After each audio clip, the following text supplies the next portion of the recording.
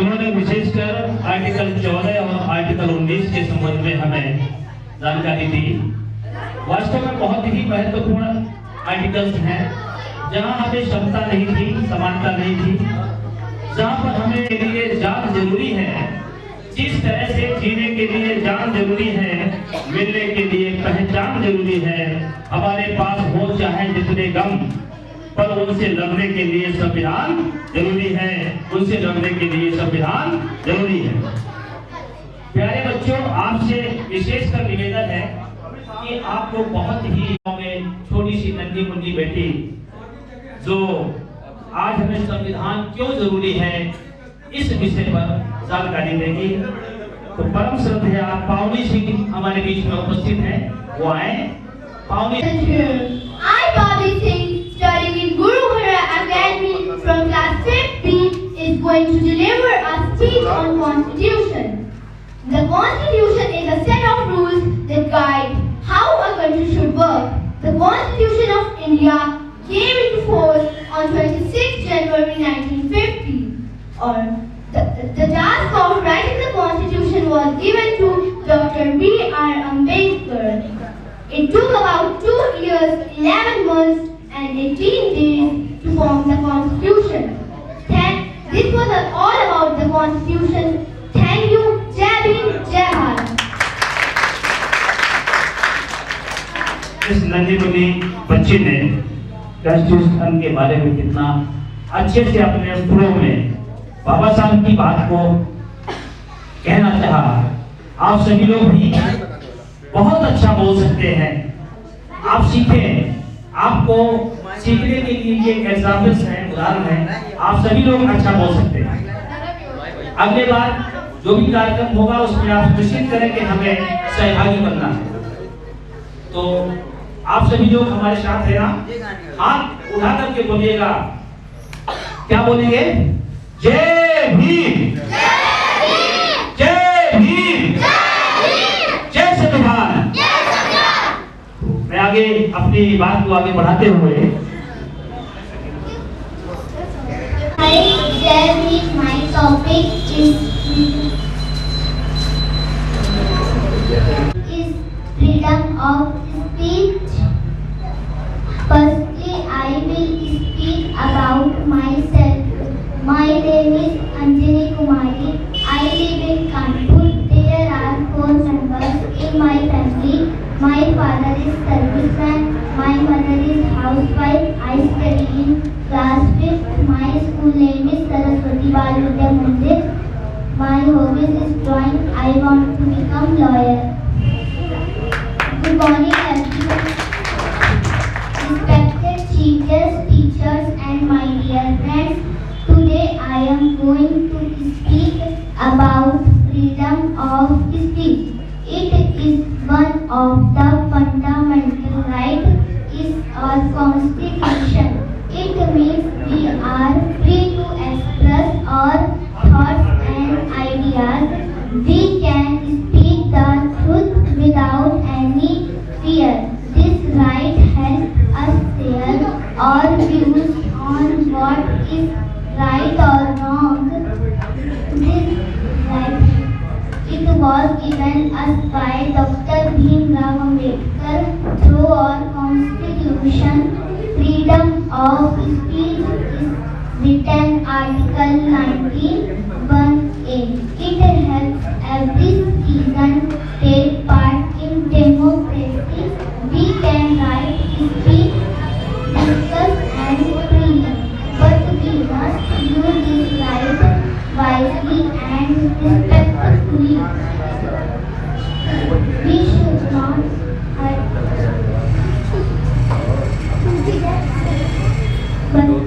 We should not hurt others by or worse. This freedom gives power to the people's voice. It helps building a fair, strong nation.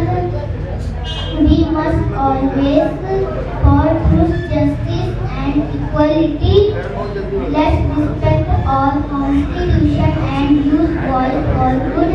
Jai Bhim, Jai Bharat. कैसे थे मेरे बाबा साहब, उसके बारे में आपको दो पंक्तियों से नवाजूंगा कि निगाहों में मंजिल थी। मंजिल क्या थी? कि हम लोगों को गुलामी की जंजीरों से मुक्त कराना था। बाबा साहब की निगाहों में क्या था? ऐसे मसीहा का हमें सतत नमन करते रहना चाहिए। निगाहों में मंजिल थी, बहुत कोशिश की झुकाने की, मगर बाबा साहब जैसे चिराग बार बार जलते रहे, लगातार जलते रहे। उनका उद्देश्य जो था उसको पूरा किया। एक बार बाबा साहब ने वही 1917 में एक संकल्प लिया था कि मुझे गुलामी की जंजीरों से इस भोले समाज को मुक्त कराना है, और चाहे मेरा जीवन रहे या ना रहे। उन्होंने सारा जीवन अपनी खुशियों को त्याग कर हम दलितों के लिए पूरा जीवन कुर्बान कर दिया। ऐसे बाबा साहब को शत शत नमन है, वंदन है, अभिनंदन है। और उन्होंने जो दस्तावेज दिए हैं तो हमारे आने वाली पीढ़ियों को भी सुरक्षित करने का काम किया है, उसको हमें बचाने का प्रयास करना है। आज वही संविधान दिवस है, उसके बारे में हम उनको बाबा साहब को शत शत वंदन अभिनंदन। नन्हा मुन्ना बच्चा है कृष्ण गौतम, जो अपनी सुरीली आवाज में हम लोगों को बाबा साहब का एक मिशनरी गीत सुनाना चाह रहा है। उसको मैं निवेदन करूंगा कृष्ण गौतम जी यहाँ आए और अपना गीत की प्रस्तुति दें। पंचशील पट्टिका पहनाकर कृष्णा का स्वागत करें और आप सभी लोग जोरदार तालियों से स्वागत।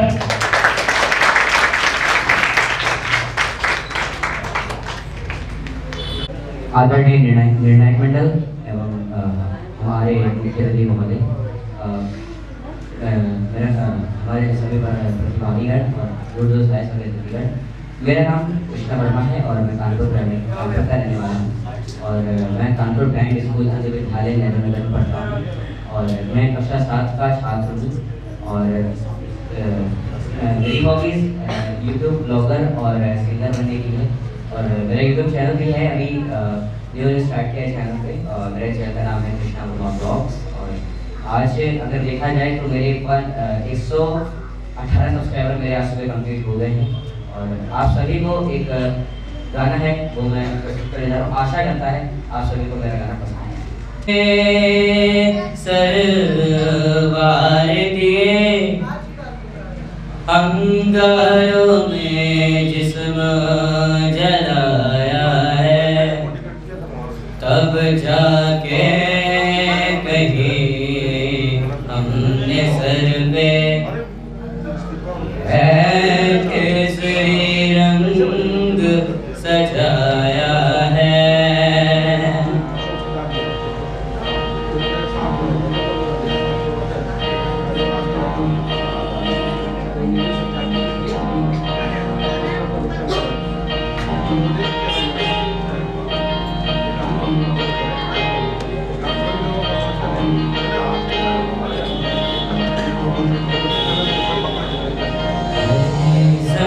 अफसोस ने जो तेरे लिए सौ दर्द है, महफूज रहे तेरी आन सदा, चाहे चांद मेरी रहे न रहे। हाँ मेरी ज़मीं महबूब मेरी, मेरी नस नस में तेरा इश्क बहे, बेगाना पड़े कभी रंग तेरा जिस्मों से निकल के खून कहे।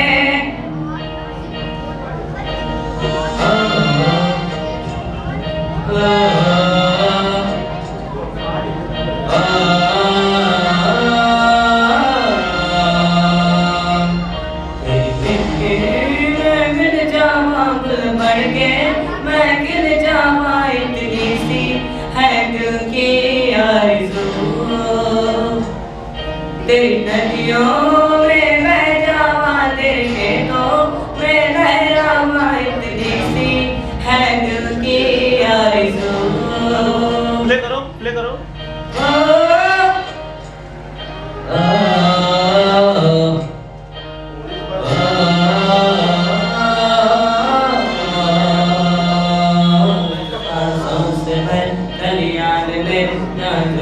के भंगड़ा पा न सका, आबाद रहे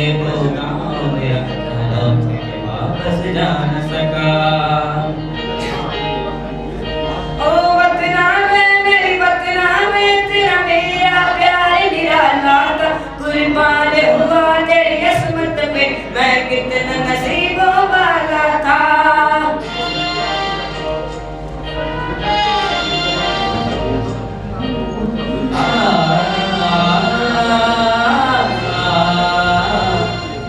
तेरी मिट्टी में मिल जावा गुल बढ़ के मैं गिर जावा, इतनी सी है दिल की आरज़ू। तेरी नदियों में बह जावा, तेरे खेतों में लहरावा, इतनी सी है दिल की आरज़ू। केसरी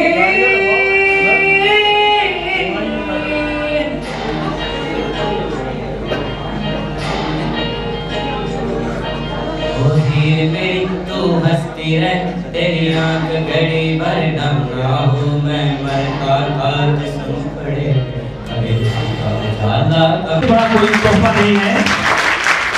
ये तोहफा ऐसा है जो मुफ्त में दिया जाता है, लेकिन इससे कीमती तोहफा कोई दूसरा नहीं है। स्थान पर प्रतिमा स्थल पर पहुंचकर मुख्य अतिथि महोदय का सहयोग करें। परम श्रद्धेय एडवोकेट विजय जी और बाबा साहब की प्रतिमा पर माल्यार्पण चल रहा है। आप बच्चे, आप सभी लोग शांति का परिचय दें और इसके बाद हमारे नन्हे मुन्ने बच्चों द्वारा कार्यक्रम निरंतर चलता रहेगा। अभी इसके बाद पुरस्कार वितरण, पुरस्कार में उन 5 बच्चों का जिन्होंने प्रतियोगिता में प्रथम, द्वितीय, तृतीय और पंचम स्थान तक प्राप्त किया है, उनके लिए पुरस्कार वितरण होगा। साथ ही अगले वक्ता के रूप में हमारी नेहा जी, देशिका, पुष्पेंद्र, ये लोग तैयार रहे। आप लोगों को भी मंच से अपने उद्बोधन में हम सभी को अपने विचारों से अभिभूत कराना है।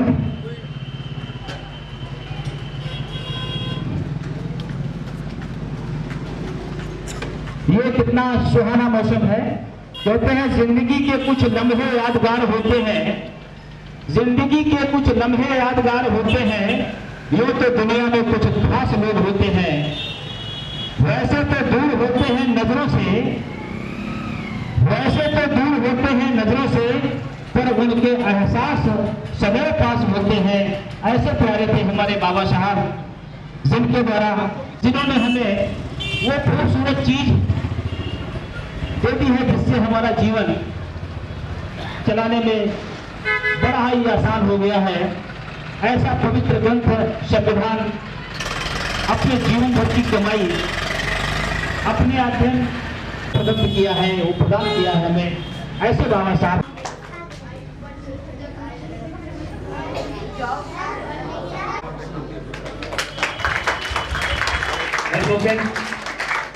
सुजाता जी हमारे बीच में है। हमारे बीच में प्रतियोगिता में प्रथम शीर्ष बच्चों के नाम में बोलूंगा, वो मंच पे सभी आ जाएंगे और मुख्य अतिथि महोदय द्वारा उनको सम्मानित किया जाएगा।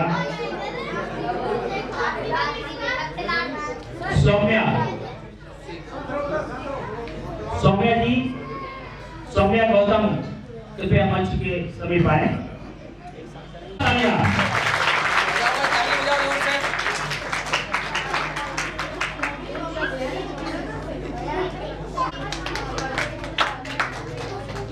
इसी कड़ी में रितु जी, इन्होंने कंपटीशन में सेकंड स्थान प्राप्त किया है। इनके उज्जवल भविष्य की कमेटी और हम सभी लोग इनकी मंगल कामनाएं करते हैं, निरंतर यूं ही आगे बढ़ते रहे। आदित्य जी मंच के एकता, ये बाबा साहब का खूबसूरत संविधान ने हम सबको एक गुलदस्ते के रूप में सजाया है। यहाँ पर भेदभाव खत्म हो जाता है। आप लोगों की जोरदार तालियां होती रहे। हम सभी मनुष्य हैं, बुद्ध ने विश्व में शांति और मानवता का संदेश दिया है, उन्हीं के नक्शे कदम पर हम और बाबा साहब होते हैं। आदित्य तिवारी जी, इन्होंने 5वां स्थान प्राप्त किया है कंपटीशन में। आदित्य तिवारी यदि उपस्थित है तो मंच के समीप आए और अपना सर्टिफिकेट और शील्ड प्राप्त करें। अगली कड़ी में हमारे बीच में जो आगे के बच्चे हैं, अंतरा, ये तो उपस्थित है, वो मंच के समीप आए, अपना सर्टिफिकेट प्राप्त करें। अंतरा, आहना गौतम जी।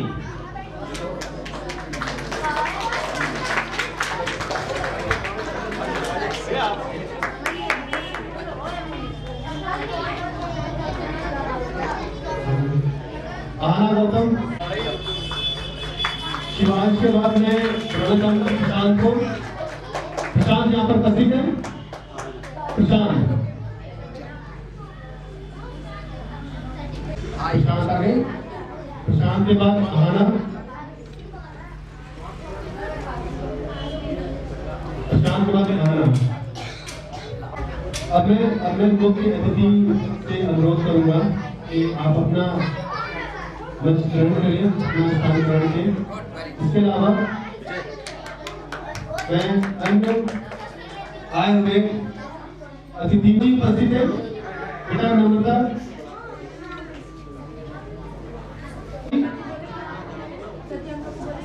अंजनी कुमारी यहाँ उपस्थित है। इसके बाद नव्या भारती,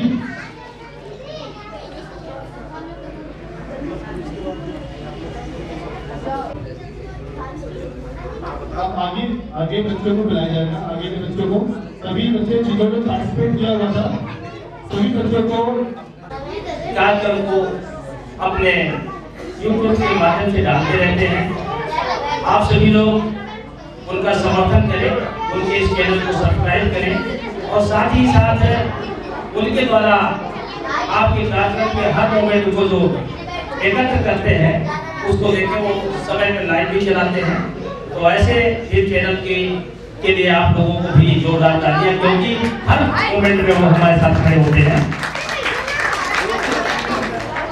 साथियों, समय आगे बढ़ रहा है और हमारे बीच में बहुत दूर से अपना बहुमूल्य समय निकालकर मुख्य अतिथि महोदय आते हैं।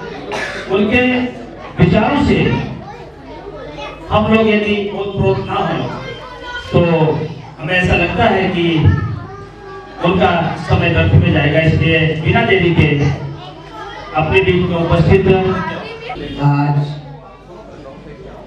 इस संविधान दिवस के अवसर पर उपस्थित इस कार्यक्रम के सभी आयोजक साथी, मंच पर उपस्थित हमारे साथी मनीष प्रवीण साहब, हमारे अन्य साथी और प्यारे बच्चों,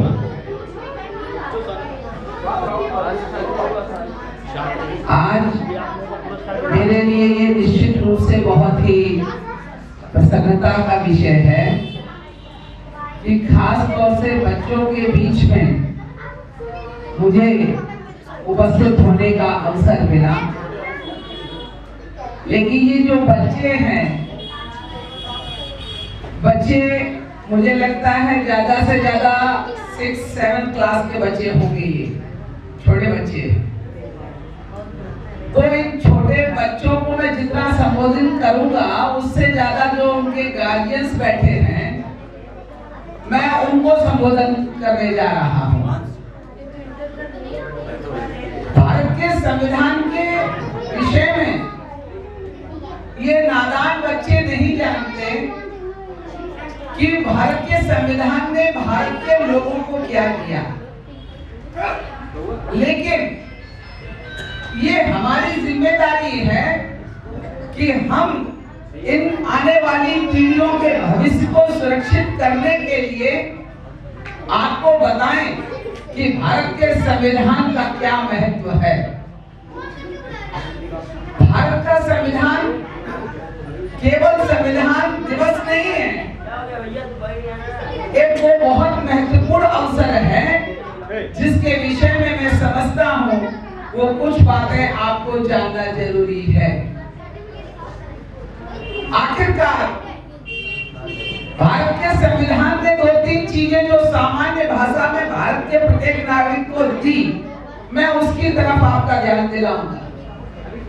भारत का संविधान कहता है समता, स्वतंत्रता, न्याय और बंधुत्व पर आधारित समाज और राष्ट्र का निर्माण। लेकिन आप इस बात को समझ सकते हैं, किसी भी राष्ट्र का निर्माण और किसी भी समाज का निर्माण समता, स्वतंत्रता, न्याय और बंधुत्व पर तब तक नहीं किया जा सकता जब तक वहां की शिक्षा व्यवस्था समता, स्वतंत्रता पर आधारित ना हो। मैं ऐसा क्यों कह रहा हूं? आपको मालूम है कि भारत के अंदर दो तरह की शिक्षा है। एक शिक्षा उन गरीब बच्चों के लिए है जो सरकारी स्कूल के नाम से जानी जाती है, और एक दूसरी शिक्षा है जो इंग्लिश मीडियम के नाम से जानी जाती है। मैं बड़े अफसोस के साथ में इस बात को कहूंगा कि जिन सरकारी स्कूलों के अंदर जो सरकारी मास्टर लोग पढ़ाते हैं, वो भी अपने बच्चों को उन स्कूलों में ना पढ़ाकर इंग्लिश मीडियम के स्कूलों में पढ़ाने का काम करते हैं।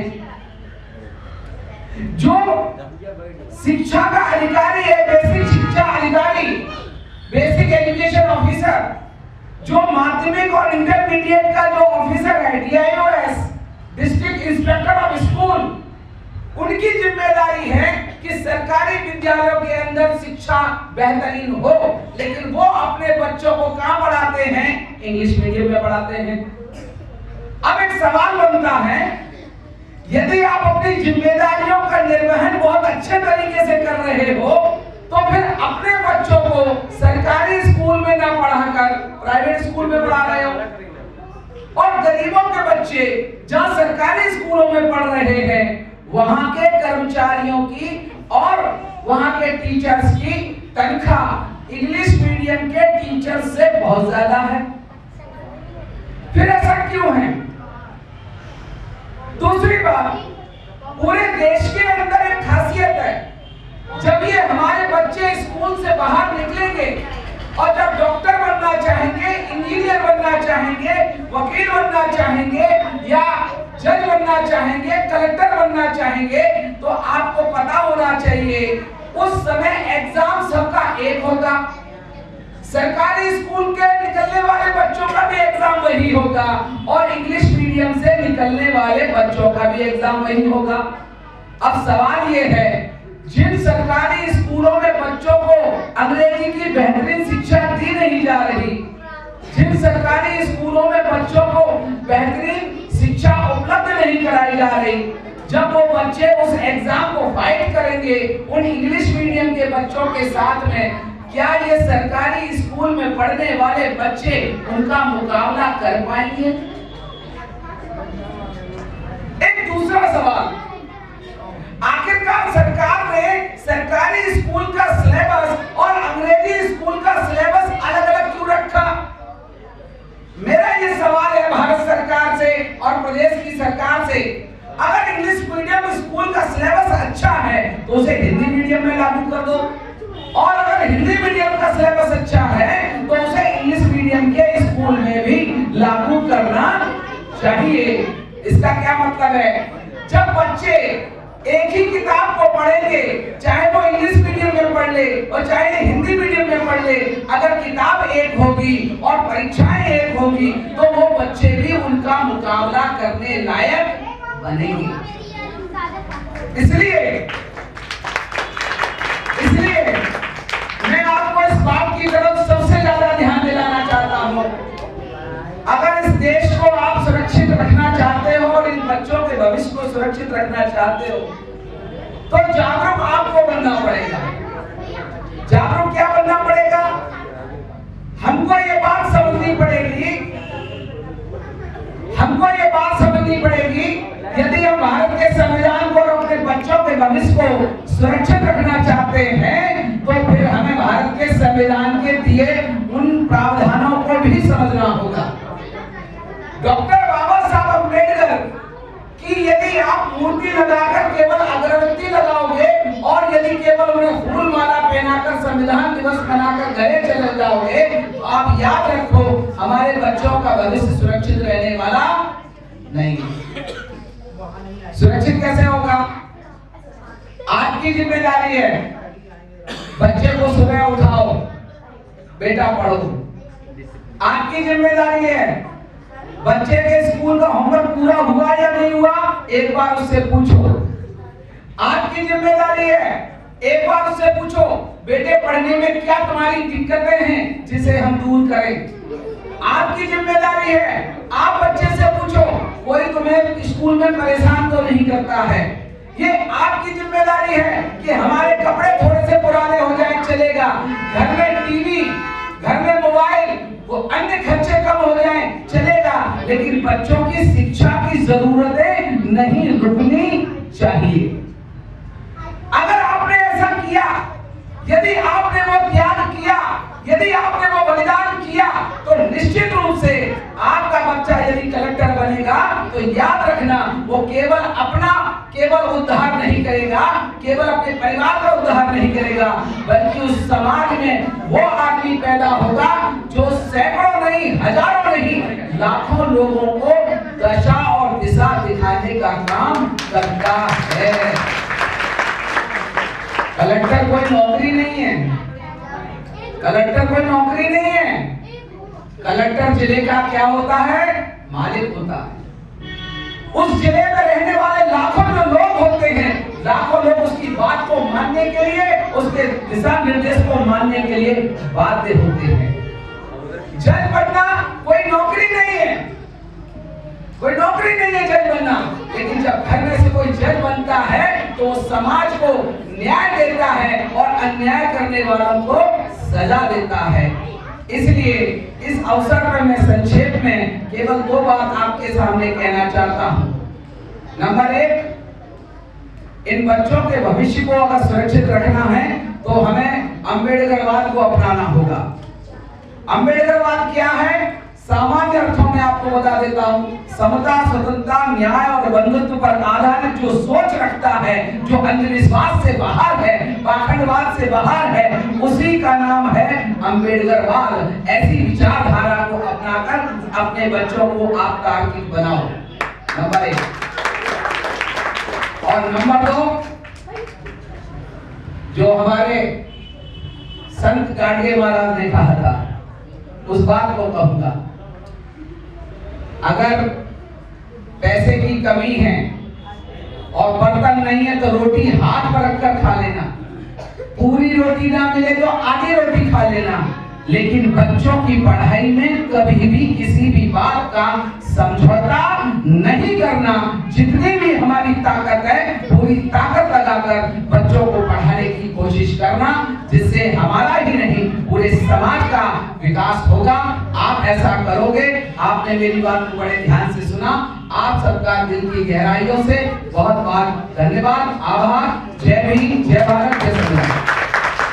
लक्ष्मी हॉस्पिटल का उद्घाटन हो चुका है। 30 नवंबर 2025 को फाउंडर मिस्टर पिंटू सिंह और डायरेक्टर मिस्टर मनोज यादव ने इसे जनता के लिए खोल दिया। स्वास्थ्य, सेवा और तकनीक का संगम आपके शहर में। आदर्श इलाज, अपनों का प्यार। 24/7 इमरजेंसी, ICU, लैप्रोस्कोपी, फिजियोथेरेपी। अनुभवी डॉक्टर, नर्सें और स्टाफ, सिर्फ मरीज नहीं, परिवार। Facilities, diagnostic lab, digital x-ray, surgery theatre. मातृत्व, बच्चों, जनरल मेडिसिन में स्पेशलाइज्ड केयर। फाउंडर का संदेश, मिस्टर पिंटू सिंह, स्वास्थ्य ही धन है।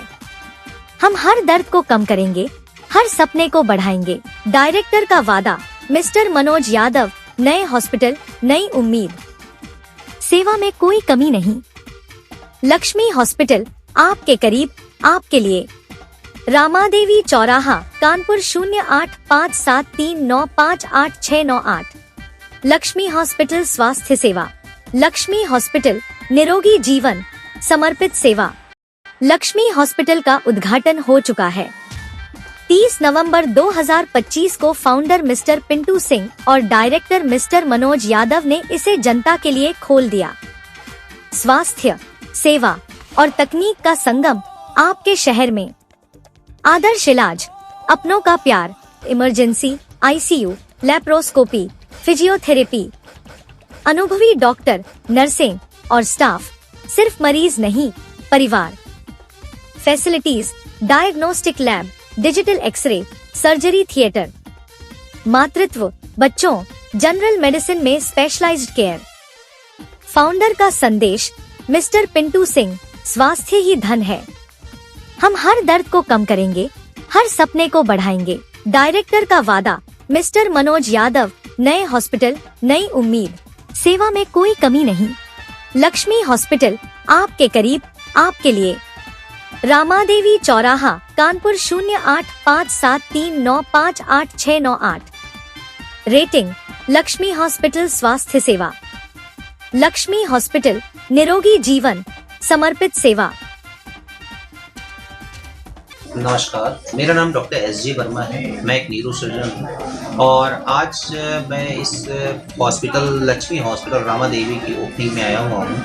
यहाँ पर मैंने देखा, यहाँ पर हॉस्पिटल की विज़िट किया तो ये देखने के बाद ये देखा कि ये हॉस्पिटल पूरी तरह से सुसज्जित, पूरा संसाधनों से सुसज्जित और एक अच्छा हॉस्पिटल है।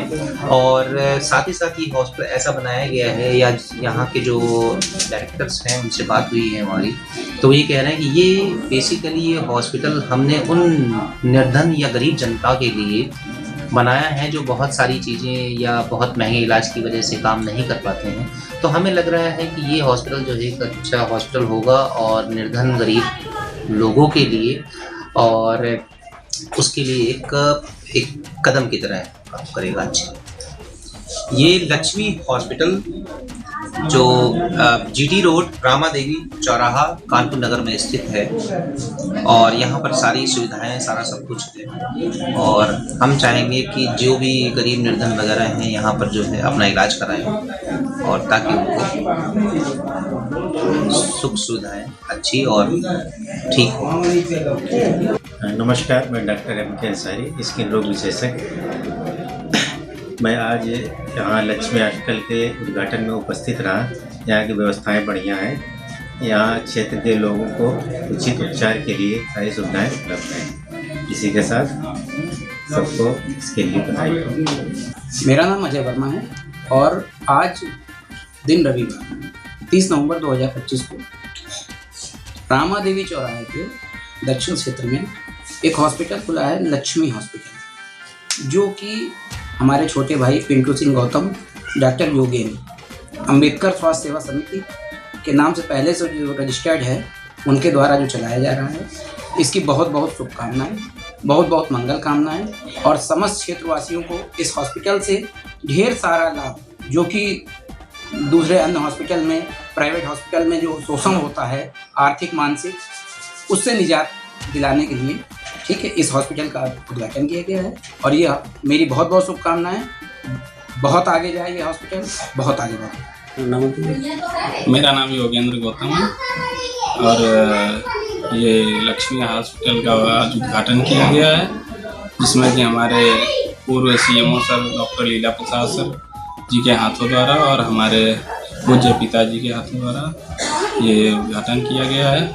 और यहाँ पे एक विचार से इस हॉस्पिटल को खोला गया है कि गरीब असहाय व्यक्तियों के लिए कम से कम रुपए में एक अच्छा इलाज मिले। इसी विचार से ये अस्पताल खोला गया है। पता इसका रामा देवी चौराहा कानपुर नगर। लक्ष्मी हॉस्पिटल रामा देवी चौराहा पर खुला हुआ है।